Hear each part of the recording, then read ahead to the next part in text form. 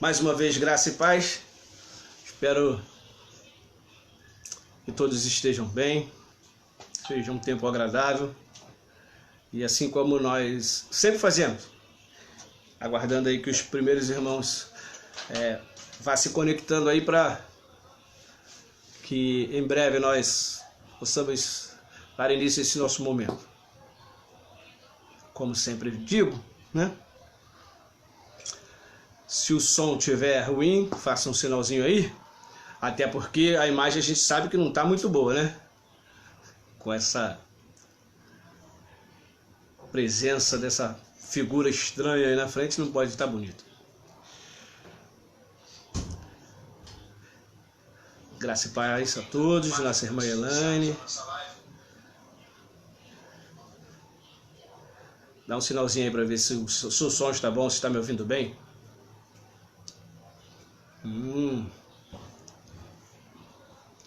Irmã Zilmar, boa noite, minha querida. Abração no Salvador. Saudade dessa turma, hein?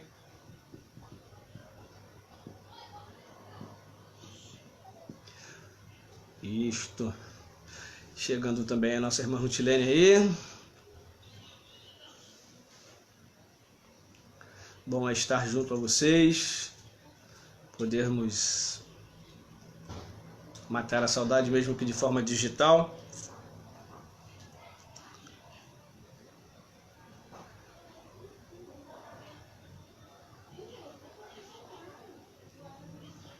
Para prestigiarmos aos irmãos que já estão aí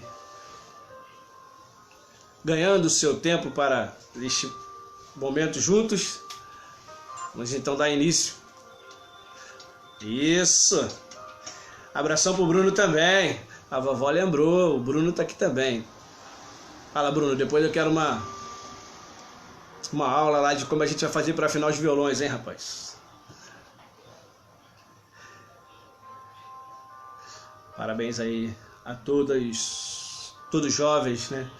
Este domingo é o dia do jovem presbiteriano, no qual eu também me enquadro, porque sou jovem, né? E aí posso também me sentir parabenizado. Jaime, boa noite a sua esposa, nossa irmã Irani. Mais uma vez, nos lembramos aí da Federação de Moços do nosso presbitério, a todos que estiverem ao alcance da nossa voz, assistirem essa live em algum momento, sintam-se todos abraçados. Secretário Presbiterial de Mocidade, manda um abraço especial a você, nosso querido jovem. Queridos, vamos iniciar este momento pedindo a Deus que traga luz aos nossos corações, iluminando cada mente, cada coração, para que entendamos aquilo que o Senhor tem para nós nesta noite. Oremos.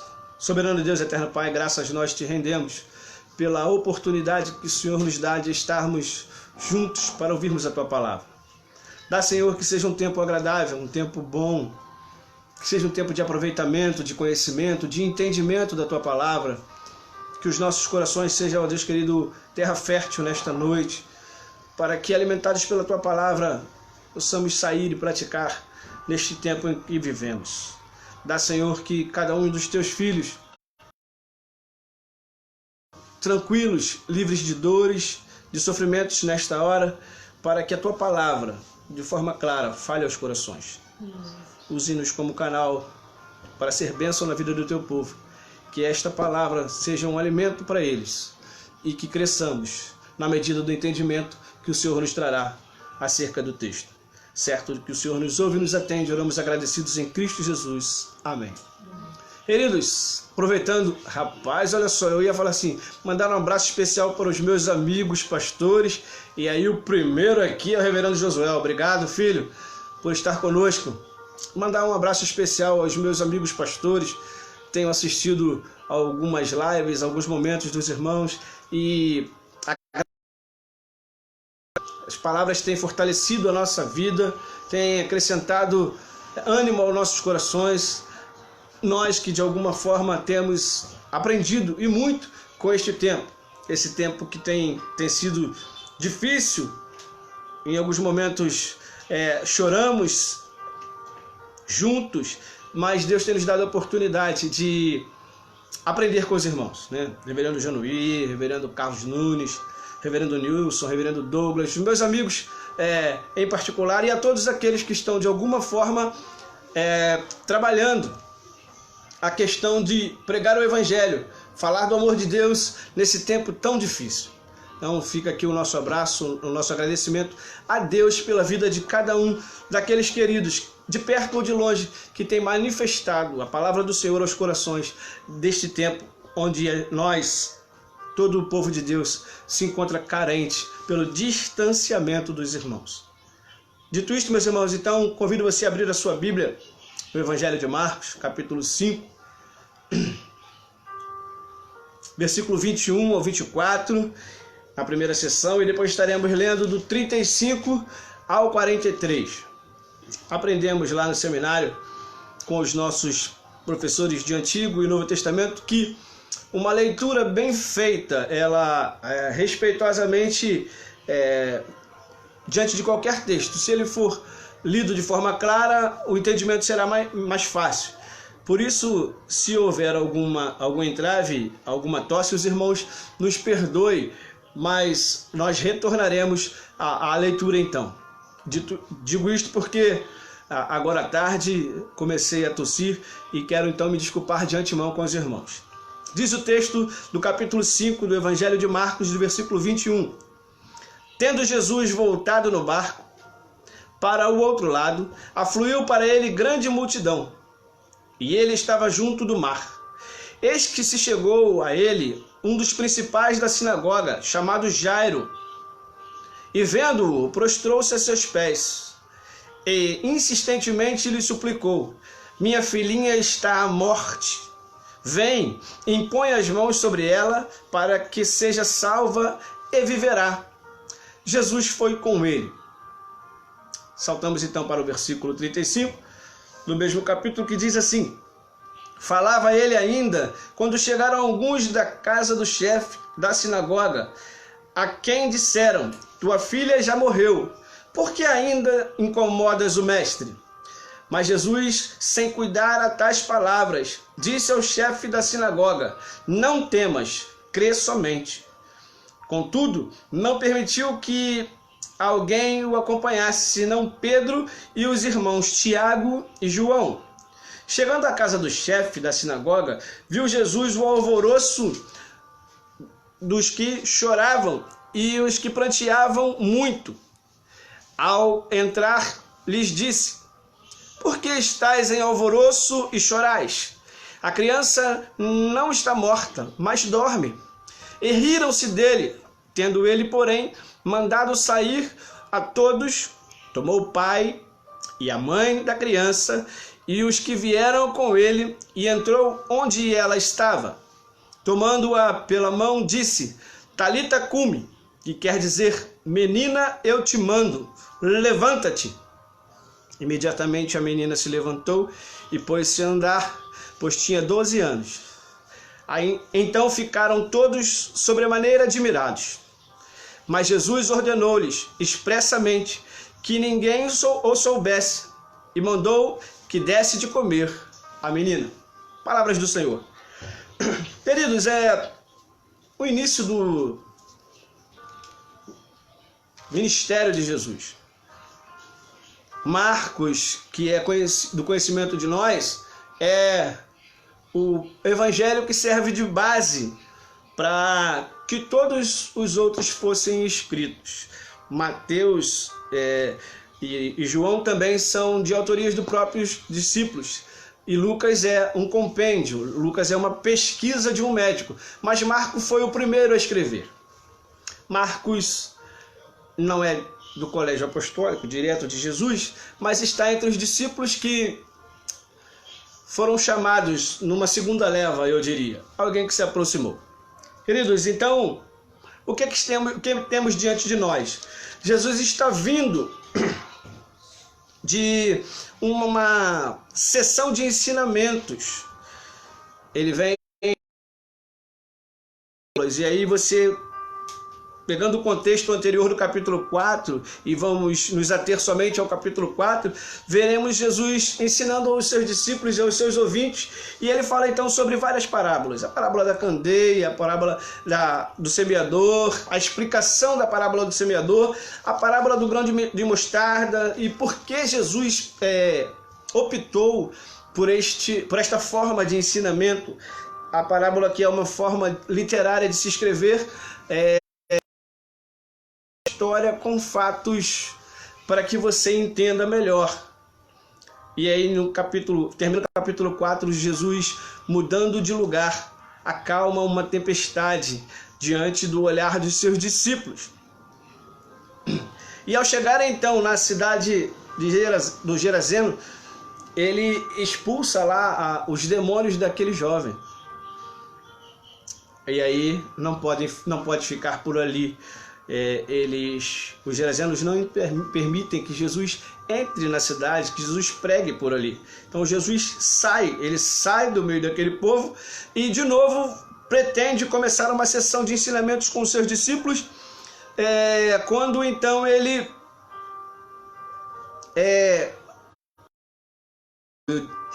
é interrompido por um pedido de um chefe. Quem é Jairo? A palavra Jairo provém da palavra Jair, que é o seu radical. A palavra de Deus nos apresenta como ele sendo um dos chefes, dos principais da sinagoga, lugar onde reúnem-se os religiosos, e ele, por ser um dos principais da sinagoga, tem compromisso, talvez vindo aí de família. A sinagoga era um lugar respeitado, um lugar de reunião, onde eles então falavam da sua fé e dos seus costumes. E quem é Jairo? Jairo é alguém que é chefe de uma dessas sinagogas. Mas ele se coloca no meio da multidão como um igual. No meio da turma, ele é um igual. Ele é alguém que tem desejos no seu coração, tem uma vontade muito grande no seu coração. E o que o leva a procurar Jesus é algo muito interessante, porque o texto começa falando para nós que Jesus, então, voltado no barco, ou seja, Jesus fez uma viagem de um lado do outro do lago, afluiu para ele uma grande multidão. Nada mais de diferente para nós que lemos sobre o nosso líder maior, eu diria chefe maior, Jesus Cristo, que naquele tempo, mesmo começando o seu ministério, já era rodeado, já tinha uma aproximação muito grande com multidões. Gente que vinha de todas as dificuldades, de todas as necessidades, para chegar junto a ele. E ainda ele estava junto ao mar, quando chega a ele um dos principais, eu já disse, o pano de fundo da sinagoga. Cafarnaum é uma cidade interessante, que ela, segundo o comentário Esperança, não tem somente uma sinagoga, ela tem várias sinagogas, onde Jairo é chefe de uma delas. Jesus está voltando para o seu bairro, para a sua localidade, está voltando para Cafarnaum. E ao chegar lá tem esse encontro com esse homem chamado Jairo. E de que forma Jairo se aproxima?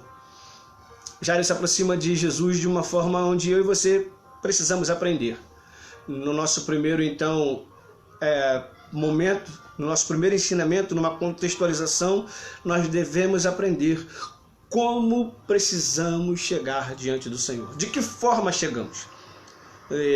Indiferentemente do peso, da carga, da dificuldade que você traz, independente do tamanho do seu problema, chegar à presença de Jesus, chegar à presença do centro do universo, o Deus encarnado, precisa ser em forma de adoração, em forma de humilhação, e é isso que ele faz. sendo ele chefe da sinagoga, um dos principais da sinagoga, homem que tinha uma certa importância no meio daquele povo.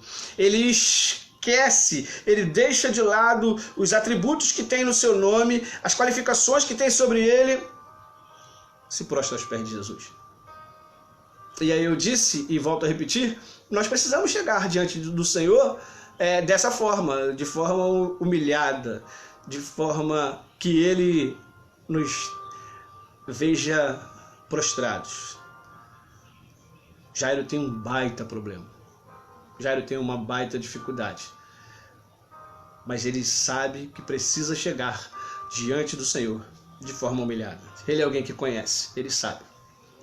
E insistentemente lhe suplicou: minha filhinha está à morte. Vem, impõe as mãos sobre ela para que seja salva e viverá. Parece um imperativo, parece que Jairo sai da posição de prostrado adorador para alguém imponente para falar de uma forma imperativa. Vem e impõe sobre as mãos como se estivesse dando uma... O que eu vejo aqui é o coração de um pai que está no seu último recurso. Vem, vem. Só o Senhor pode resolver nesta hora. Nós veremos um pouquinho à frente de que ele é alguém qualificado religiosamente, ele é principal da sinagoga, e temos diferenciais para também nos dizer que ele é alguém que tem uma certa condição financeira. Talvez Jairo já tivesse levado a sua filhinha, a pequena filhinha, ao pediatra da época. Talvez ele já tivesse tentado os recursos financeiros que tinha, e não teve resultados. Mas olha a resposta do versículo 24 para nós. Quando se prostra aos pés do Senhor, quando se tem um pedido a fazer, querendo Deus, Ele fará. Jesus foi com ele. Até aí não há um fato muito diferente, muito novo. Jesus veio para pregar, para ensinar a sua palavra, ou seja, ele é a própria palavra, ele veio para se dar a conhecer aos homens, e tem um veio do que esta, para ele se apresentar diante dos homens. Ele aproveita a oportunidade e vai com Jairo, vai até a casa deste homem. Mas algo inesperado acontece. Eu já disse, ele tinha um baita problema. Ele vinha com uma carga emocional muito forte. Se tratava de sua filhinha. Você vai acompanhar, você vai ver que Jesus chama essa... Fala, irmão Douglas. Obrigado aí, irmão. Jesus chega a ouvir Jairo dizendo, e Jairo de filhinha, né? Alguém que é de muita estima. Mas você vai ver que Jesus trata como uma menina. Jesus trata diferente de Jairo. Tem uma carga emocional aí que você precisa entender. E aí o fato novo acontece. Aí o Jairo poderia perder a paciência. Aparece no meio daquela multidão, Jesus, que está disposto a ir com Jairo, aparece no meio da multidão alguém para fazer testar a paciência do Jairo. E eu ouvi em uma dessas lives aí, esses dias, alguém dizendo que o crente precisa ter paciência. Uma das qualidades que o cristão precisa demandar é paciência para esperar aquilo que Deus quer fazer, aquilo que Deus quer trazer de novo. E o fato novo que aparece entre a casa de Jairo e Jesus e a multidão é uma mulher. Nós não vamos tratar da questão, mas ela aparece, e ela não aparece por pouco tempo, porque nesse meio tempo é feito um julgamento a céu aberto. A mulher aparece, ela tem dificuldade, ela se da forma que Jairo, só um pano de fundo rápido, ela chega diante do Senhor, mas isso demanda tempo, e a filhinha do Jairo está lá enferma e Jairo está próximo a Jesus com seu coração apertado. E Jesus não demonstra pressa. Pelo contrário, Jesus demonstra atenção para até que o julgamento dela seja feito. Os algozes desapareçam da história. E aí então ele dá a sentença para ela e dizendo: filha, tua fé te salvou, vai e não... e fica livre do teu mal. E quando ele ainda falava com a mulher, no falava ele ainda estas palavras com a mulher, e chega uma notícia. Alguém da casa de Jairo, o texto de Mateus, se não me engano, diz que é um dos seus trabalhadores, algum dos seus serviçais. Jairo, acabou. Tua filha já morreu.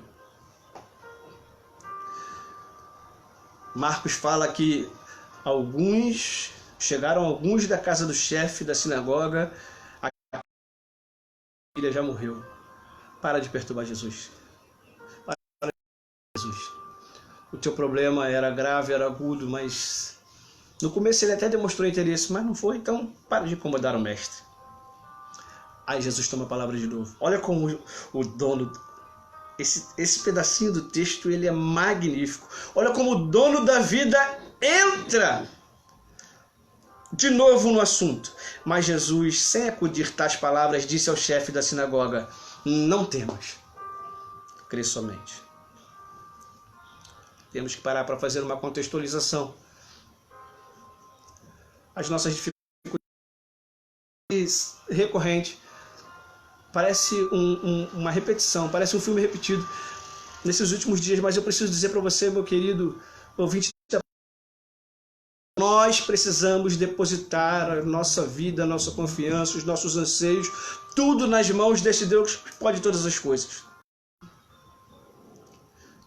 Se todo mundo disse que não tem mais jeito, se as notícias que te chegam ao ouvido são desanimadoras e não há mais esperança, procure ouvir o dono do universo. Procure ouvir a voz de Deus, que Ele é quem dá o resultado final. E se tratando de vida ou morte, esse momento parece meio macabro para tratar desse assunto, mas o que está prometido para nós? O que a igreja do Senhor espera numa visão apocalíptica, no final dos tempos, né? O que está prometido para nós é o céu. E o céu que nos aguarda é a melhor de todas as notícias que nós podemos ter. Não há nada que possa se comparar à promessa que foi revelada a nós. O texto bíblico diz que nem olhos ouviram, nem olhos viram, nem ouvidos ouviram o que Deus tem preparado para nós, eu e você. Nós somos filhos do Senhor, nós não estamos abandonados. Nós temos uma companhia. E ao dizer isto para Jairo, crê somente, e eu quero seguir no texto dizendo para você: fortaleça a tua fé, anime o seu coração, fique firme, ainda que as lutas não passem aqui, ainda que venhamos chorar mais e mais, ainda que muitas das vezes tenhamos que chorar o luto, chorar a dor, a promessa que está posta para nós é o céu e é para lá que nós ansiamos ir. É nisto que o nosso coração precisa estar firmado. Amém. Contudo, não permitiu que ninguém o acompanhasse. Aí Jesus faz uma escolha, faz uma seleção, né? Ele vai com Jairo e leva consigo 3 dos seus discípulos: Pedro, Tiago e João. Talvez seja essa a seleção da oração, porque são esses mesmos 3 que Jesus vai separar em outros momentos, até lá no Getsêmani, são esses que vão orar com ele. Então ele chega à casa do chefe da sinagoga e viu Jesus o alvoroço dos que choravam, os que pranteavam muito. Por que eu disse lá atrás, no início da nossa fala, que Jairo era alguém que tinha uma certa condição financeira? Aqui começa a aparecer para nós. Quando se morria alguém naquele tempo, tinha que ter música. Músicos eram contratados para tocar. Mulheres, as famosas carpideiras, eram pagas para ir prantear na casa do luto. E aí eu imagino você, que na condição financeira que Jairo tinha, esse povo já tinha sido contratado. Por quê? Porque a menina já tinha morrido. Ao entrar, Jesus lhes disse: por que estáis em alvoroço e chorais? A criança não está morta, mas dorme. E riam-se dele. Deixa eu tomar também o versículo 40 para inteirar o raciocínio. E riam-se dele, tendo ele, porém, mandado sair a todos, tomou o pai e a mãe da criança e os que vieram com ele e entrou onde ela estava. Mais uma prova onde nós vemos a condição financeira de Jairo. A casa era dividida. E neste tempo aqui do texto proposto para nós, ter quartos separados era algo, diz o comentarista da Bíblia Esperança, que era algo diferente. Nem todo mundo tinha essa condição de ter quartos separados, de ter lugares divididos a este ponto. Essa casa é uma casa organizada. E aí é para este quarto que Jesus faz uma seleção. Vem comigo Jairo, vem comigo sua esposa e os três, Pedro, Tiago e João. O restante pode ficar aí fora, pode continuar lamentando, pranteando a morte, porque eles não sabem o que está por acontecer.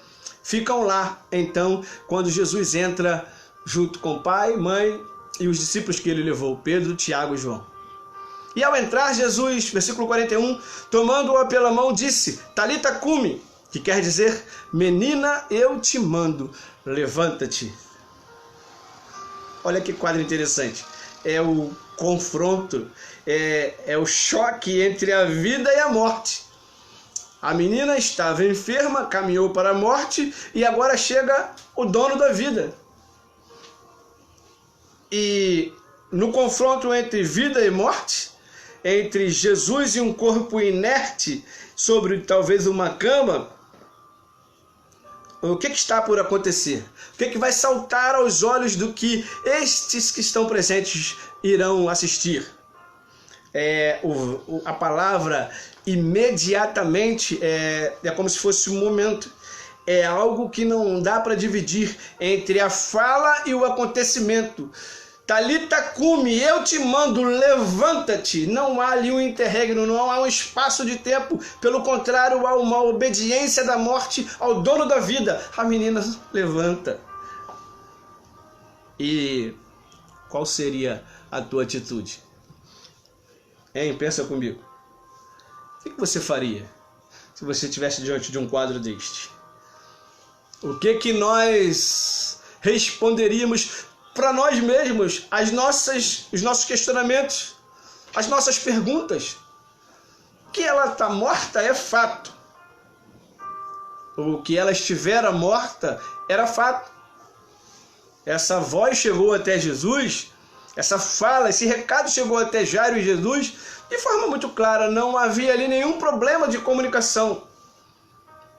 Mas, assim como ele fez naquele dia, o dono da vida vencendo a morte, ele fez mais tarde. E quando foi esse mais tarde, pastor? Ele fez mais tarde quando no Calvário ele entrega ao Pai o seu Espírito. E todos achavam que era finito. Era o capítulo final. Mas ele morre, é sepultado e 3 dias após ele ressuscita, porque ele é a vida. Esse é o nosso Deus, que promete para nós vida em abundância, vida eterna. E seria um assunto para um outro momento, mas pensar a eternidade para nossa mente, para nossa cabeça, nossa mente que é falha, diante da falibilidade do nosso conhecimento, nós não conseguimos imaginar o eterno. O melhor que nós podemos fazer é colocar um zero e botar acrescentar de números, pensando em eternidade. Só que o nosso Deus, aquele que nos chamou, ele é eterno para frente e para trás. Não houve um momento em que se possa na história dizer houve Deus. Não, ele veio desde antes. Ele é eterno. E para a eternidade é que Ele nos convida, é para a eternidade que Ele nos arranca, fazendo uma ruptura para sempre, onde eu e você estaremos com o Senhor. E aí esse povo que fica, imediatamente a menina se levantou e pôs-se a andar, pois tinha 12 anos, então ficaram todos sobremaneira admirados, mas Jesus ordenou-lhes expressamente que ninguém o soubesse e mandou que dessem de comer à menina.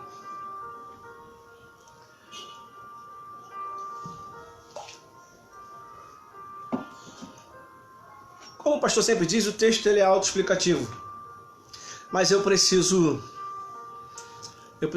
aplicar esta palavra.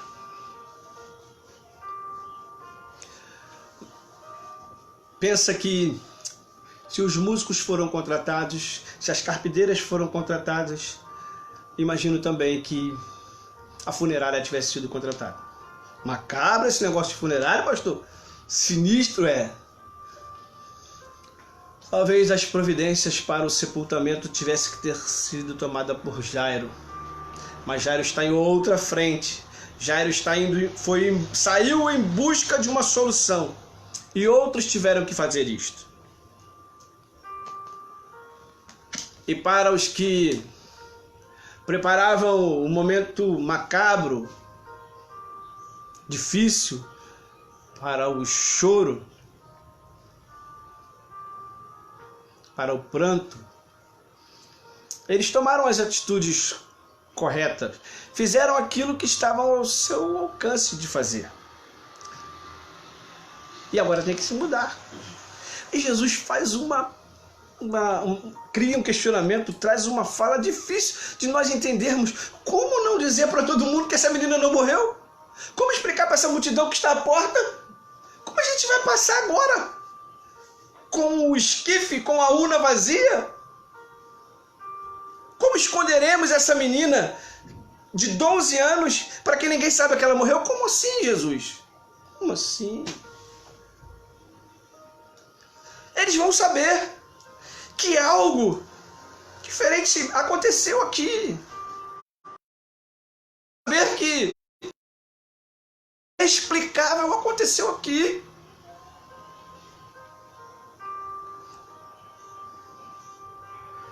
Você imagina o coração. Você lembra do início do texto? Como Jairo se aproximou de Jesus? Ele chega prostrado, seu coração está amarrado, está fechado, está triste, está angustiado. Ele diz: venha, minha filhinha. Naquela época não havia fogos de artifícios. Mas eu imagino o Jonas no lugar do Jairo. Ei, como assim? Como eu não vou gritar para todo mundo que a minha filhinha, que todos pranteavam, que todos já choravam, está viva? A teologia precisa explicar. Talita está a trazer para os seus irmãos daquela época uma clara evidência do que vai acontecer.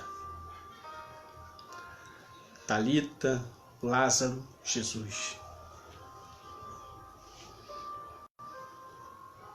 Eles não estão lidando com alguém comum. Eles não estão com o igual. Lembra-se no dia lá na beirada do Rio Jordão, quando Jesus foi batizado? Você que conhece a palavra de Deus, você que é amigo do Evangelho, já ouviu falar sobre isto. Este é o meu filho amado. Jesus não é o homem. Jesus não é um de nós. E onde ele chega tem que haver mudança. Precisa haver mudança. Mas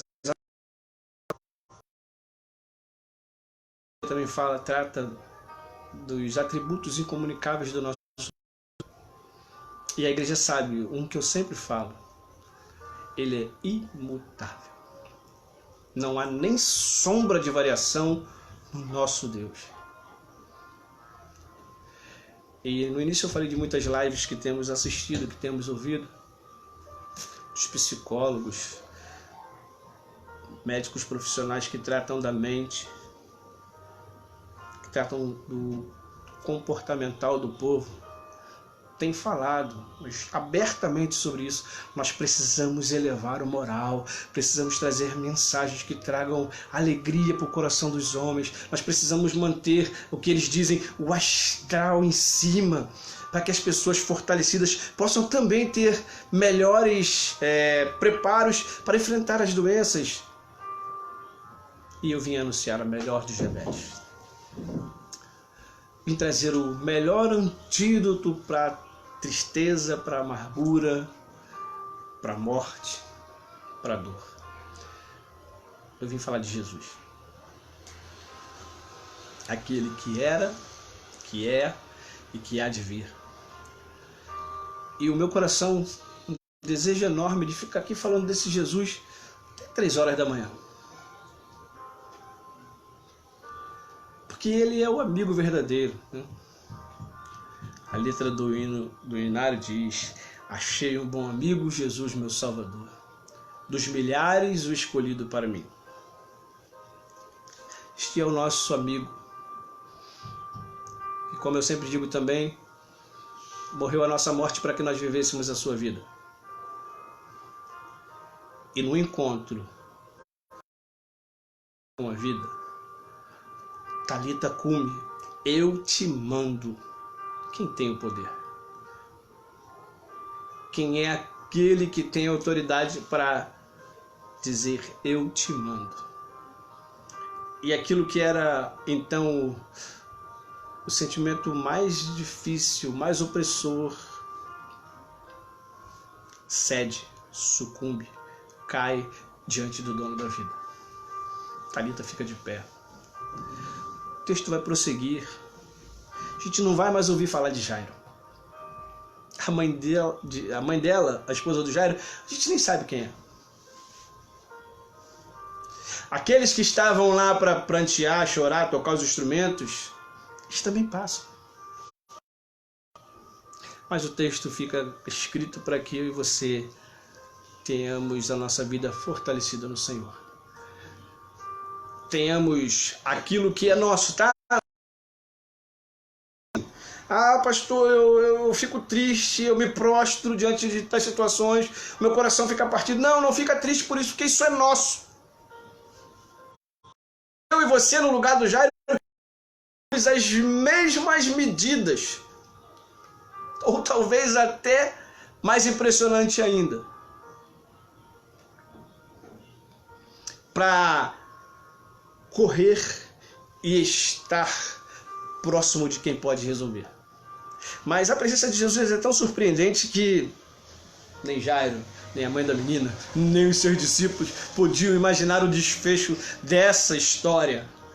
Porque essa história tem um personagem principal. Não é Talita, não é Jairo, não é Pedro, Tiago, João, não são os músicos que tocam, nem os cantores que cantam, não é a mãe de Talita, não é nenhum daqueles que se reúnem na sinagoga, não é nenhum daqueles que dizem que Jairo é um bom homem, que Jesus precisou atender porque ele é líder da sinagoga e ele ajuda a construir. Não, nada disso. O personagem principal desse texto, e é o personagem que deve ser o principal na minha e na sua vida, meu querido ouvinte, é Jesus. O nome que está acima, no nome pelo qual todo joelho vai se dobrar. Alguém que nasceu numa cidade pequenina de Belém. Alguém que teve uma infância difícil, perseguido por Herodes, tendo que fugir para o Egito. Quem é este? Diria o reverendo Hernandes Dias Lopes. Esse é o nosso Jesus. Alguém que aos 12 anos assume a responsabilidade de ensinar a doutores lá no templo, quando a sua mãe Maria e seu pai José vão e ele fica para trás para ensinar. É alguém que desaparece na história, mas aos 30 anos, no Rio Jordão, à beira do Rio Jordão, uma voz brada do céu: este é o meu. Quem é este? Este é o Jesus que passou descendo da Galileia. ensinando nas ruas empoeiradas, margeando o Jordão, descendo e ensinando a mais pura verdade, cristalina salvação dada aos homens. Quem é este? É o homem que, após ter feito milagres, ressuscitado vidas, transformado pães, multiplicado pães, saciado a fome, feito coxos andarem, cegos verem, surdos ouvirem, aquele que tem poder sobre os demônios para livrar o jovem gadareno. Quem é este? Esse é Jesus, que caminha até o Gólgota, que vai até a morte e morte de cruz, que como ser humano que era, que como 100% homem que era, chorou gotas de sangue, suou gotas de sangue, chorando no meu e no seu lugar. Quem é este? Este é o Senhor Jesus Cristo, que vilipendiado, cuspido, chicoteado, ainda tem no alto da cruz a preocupação de olhar para sua mãe e dizer: mulher, eis aí o seu pai, ou mulher, eis aí o seu filho. E ele falava para que o seu discípulo cuidasse de sua mãe. É este que, ao mais ardente do sol, sofre as injúrias de ter que ouvir de um ladrão na cruz: se és o Cristo, desce da cruz, salva-te e a nós também, e aí creremos em ti. Mas é o mesmo Jesus que ouve isto e não internaliza, porque dizendo: Senhor, lembra-te de mim quando entrares no teu reino. E a fala de Jesus, que poderia ser pesada, que poderia ser massacrante, que poderia ser totalmente, mas totalmente, eu digo, totalmente pesada para ele: você vai para onde você merece ir.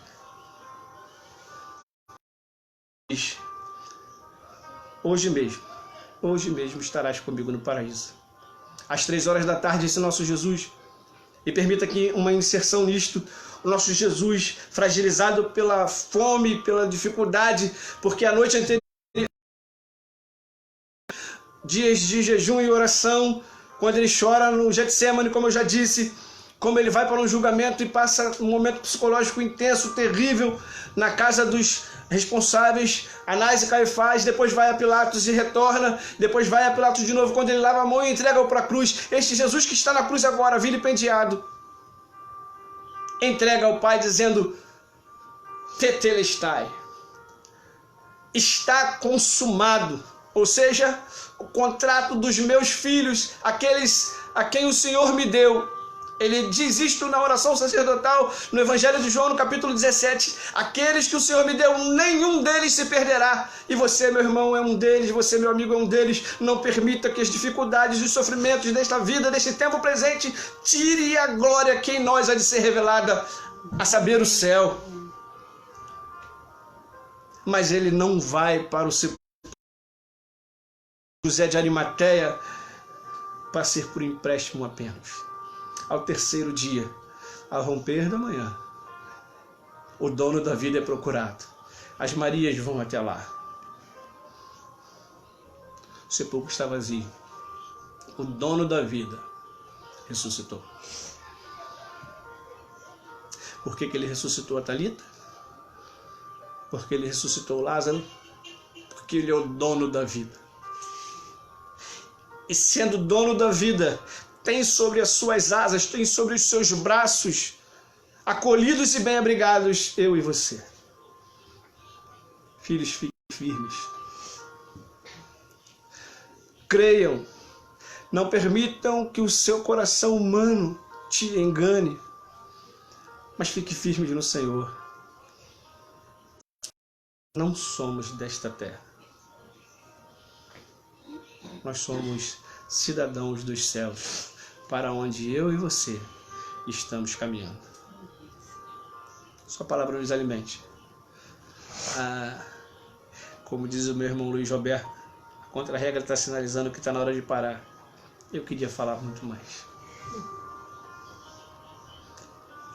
Filhos do Senhor,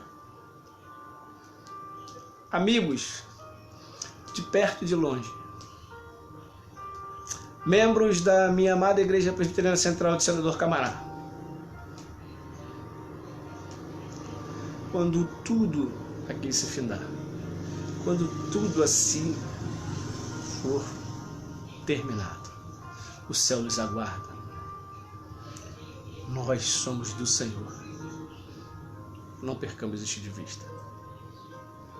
Porque na terra, andando na terra, os seus 3 anos de ministério, em momento nenhum nós vimos Jesus trazer o peso da morte. Pelo contrário, por onde ele passou, ele trouxe palavra de vida.